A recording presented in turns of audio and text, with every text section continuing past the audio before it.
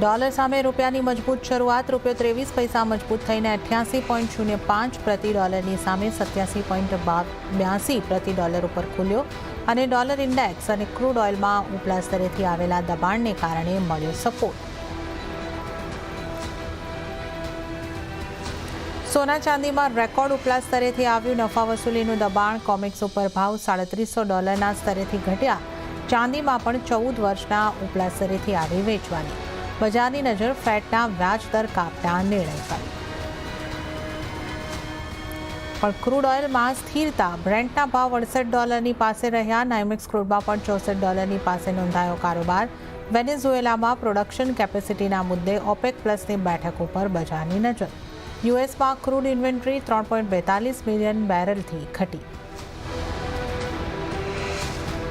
અને agri commodity તરફથી નબળા સંકેતો. મસાલા પેકમાં ધાણા નવેમ્બર કોન્ટ્રાક્ટમાં જોવા મળી વેચવાલી, પણ ગુવાર પેકમાં આવી તેજી. તો કપાસિયા, ખોળ અને એરંડામાં નરમાશ સાથેનો કારોબાર.